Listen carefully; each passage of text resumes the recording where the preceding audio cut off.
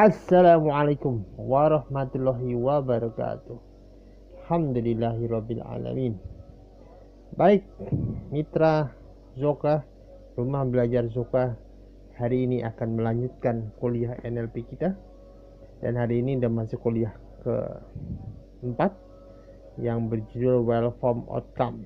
Itu sebuah konsep untuk menyusun arah kegiatan kita.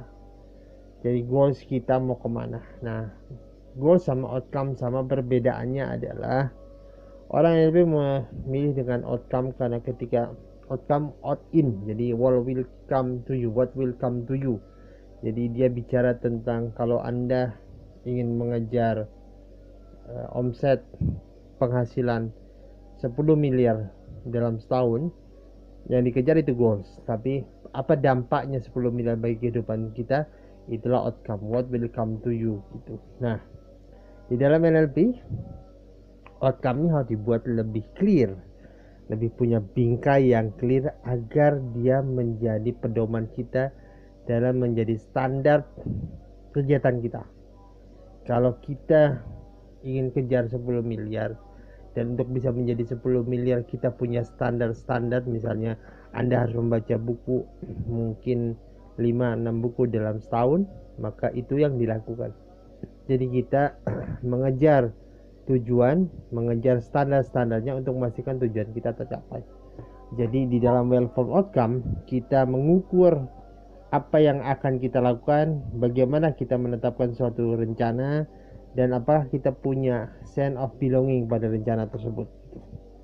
Jadi secara konsep well formed outcome ada sebuah pola arah hidup kita, arah berpikir kita yang menjadi latihan mental setiap hari. Jadi kita tiap hari membayangkan goals kita dan memastikan tiap hari kita melangkah menuju goals kita. Jadi kalau Anda ingin turun 25 kilo dalam setahun, maka bayangkan Anda telah mencapainya, feel good dengan itu, kemudian Anda mau berlari mengejarnya. Jadi ketika Anda malas-malas berolahraga, bayangkan saja goals yang Anda capai, what will come to you, apa outcome-nya, dan kemudian kita memastikan kita ingin mencapai dan kita menjadi semangat untuk melakukannya. Dan itulah yang disebut dengan well formed outcome. Makanya well formed outcome, jadi dibuat secara baik outcome-nya agar menjadi bingkai berpikir kita. Nah, NLP yang dikembangkan oleh rumah belajar Zoka basisnya Islam karena kita sebagaimana sudah dibahas, kita gunakan NLP sebagai tools untuk memahami Al-Quran dan hadis serta berbagai macam informasi untuk memastikan kita on track dalam kehidupan kita. On track artinya kehidupan yang diridhai Allah. Dan kita punya singkatan akidah. Akidah tentu kita tahu sebuah ikatan dalam diri kita, dan kita juga membuat well formed outcome dengan akronim akidah. A-nya itu akses, Q-nya itu kolbu, I-nya itu indrawi, D-nya itu diukur, A-nya itu asosiasi, H-nya itu harmonisasi. Jadi itulah gaya NLP di rumah belajar Zoka, dan menggunakan ide akidah, ide-ide Islami agar kita bisa gunakan NLP sebagai pintu untuk mengakses berbagai macam ilmu. Nah, akidah itu adalah artinya ikatan. Jadi sebuah ikatan kolbu untuk memastikan kita on track di dalam perjalanan kita mencapai tujuan kita. Tentu manusia kembali harus punya tujuan sebagaimana dalam pilar NLP ya. Manusia hidupnya dipola berdasarkan tujuan yang dia ingin kejar. Oke, kita akan mulai sekarang. Akses. Di dalam akses, pahami, kita wajib punya akses. Jadi pertanyaannya adalah, apakah tujuan yang ingin Anda capai ini itu ada Anda yang ingini, atau Anda dipesan orang lain atau orang lain yang ingin. Jadi tidak sedikit orang-orang yang kuliah yang ingin jadi dokter, dan ketika dekat-dekati akhir dia malah memperlambat kuliahnya. Ternyata yang ingin jadi dokter bukan dia, tapi ibunya atau orang tuanya yang keduanya dokter gitu. Jadi mereka ingin jadi dokter bukan karena dirinya menginginkan, tapi karena orang tuanya menginginkan. Akibatnya ketika ingin jadi dokter, dia akan masuk ke dunia medis, dunia kedokteran, dia males-malesan. Maka tanyakan pada diri kita, siapa yang benar-benar punya akses pada tujuan ini? Akses ada mereka yang menetapkan, mereka yang merasakan, mereka yang tahu mengapa dia menetapkan goals ini. Dia punya tahu big why-nya di sini gitu. Kalau dia merasa aksesnya bukan punya dia sebenarnya, aksesnya bukan punya orang lain, maka gantilah goalsnya, gantilah tujuannya. Karena dengan akses yang tidak dia miliki, dengan akses yang tidak punya sense of belonging terhadap apa yang dia miliki, dia akan malas mencapainya. Dia akan, walaupun dia terus berlari, mungkin ada tantangan sedikit, dia merasa tantangannya berat gitu. Orang bilang tantangannya batu kerikil menjadi batu kali gitu. Jadi akses adalah hal pertama ya. Pastikan ini adalah tujuan kita, bukan tujuan orang lain. Berikutnya kalbu. Kalbu itu artinya sesuatu dalam internal kita, atau orang nyebutnya jantung ya. Jantung itu ada sebuah neuron ya. Karena di jantung punya 40 sampai 60 ribu sel neuron di situ, yaitu yang mempengaruhi psikologis kita. Jadi dalam kalbu kita akan tanya antara 0 sampai 10. Berapa skala keyakinan kita? Kalau orang nyebutnya ya 8 atau orang nyebutnya ya 3, maka bagaimana cara ningkatin keyakinannya? Kita tanyakan kepada diri kita, apa yang diperlukan agar menjadi 4? Jadi jangan langsung jam ke 5 atau ke 6. Apa yang diperlukan? Oh, saya perlu bantuan orang lain dan sebagainya. Dan bagaimana Anda akan mendapatkan? Bagaimana kita akan dapat bantuan ini? Oh, saya akan melakukan ini. Dan ketika Anda mendapatkan bantuan ini, berapa skala tercapainya? Kita tanyakan ulang. Kadang-kadang tidak selalu direct ukur 3 ke 4, jadi kadang ke 5 gitu.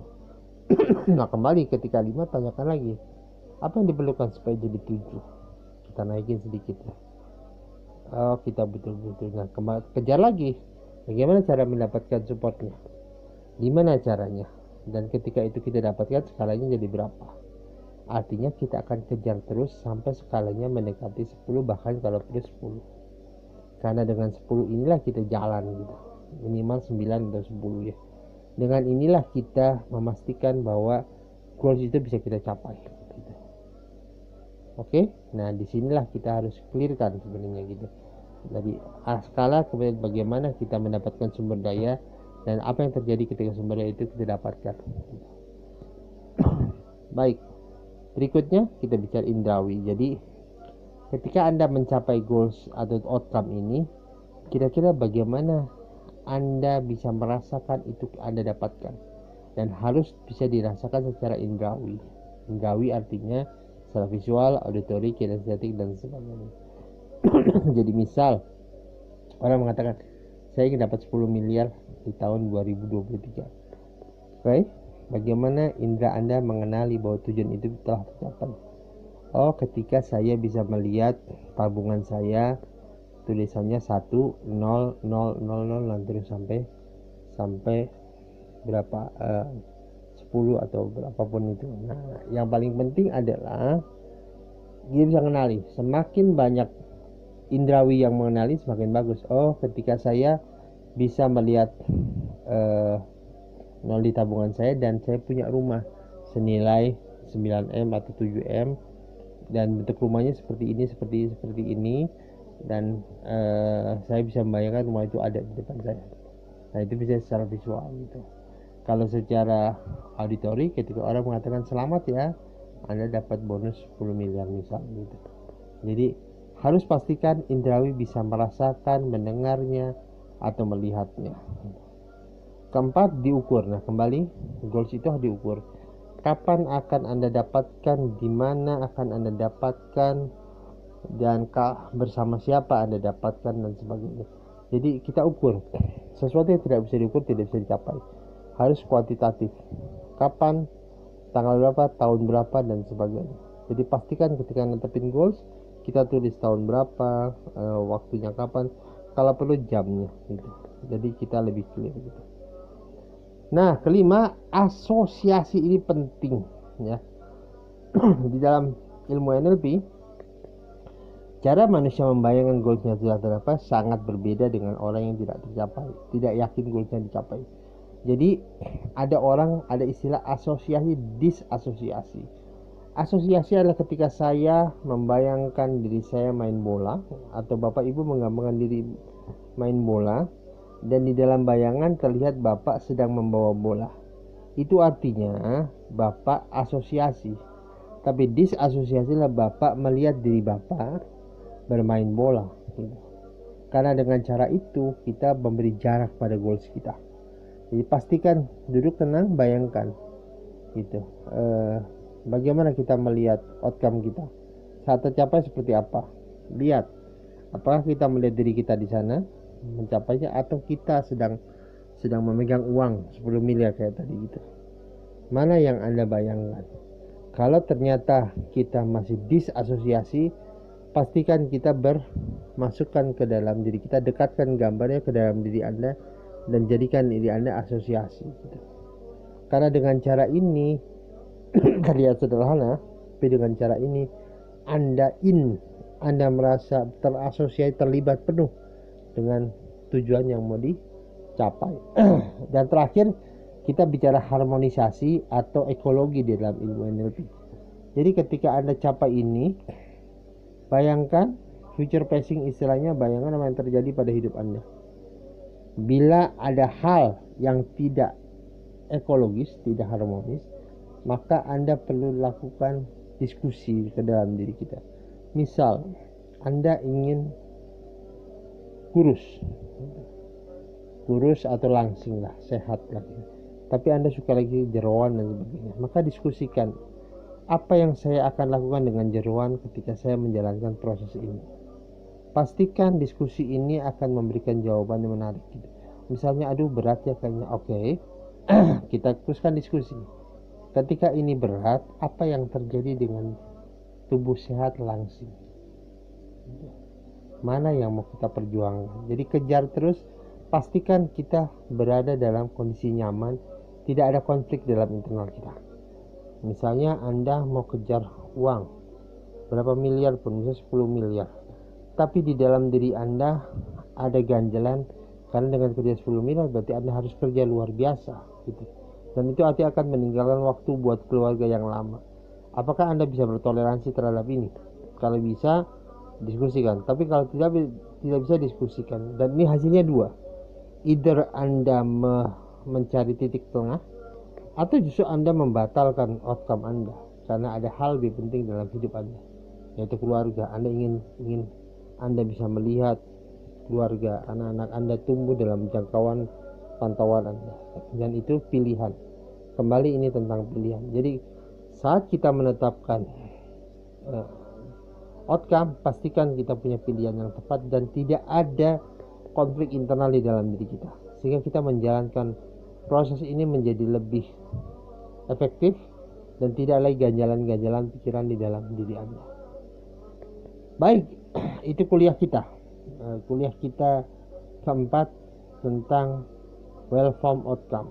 Semoga bisa dipahami, dan kita akan masuk ke chapter berikutnya, chapter yang mungkin kita akan membahas tentang Ericksonian atau Milton Erickson, salah satu dedengkot atau salah satu legenda hipnoterapis yang dimodal oleh NLP. Sekian dari kami. Assalamualaikum warahmatullahi wabarakatuh.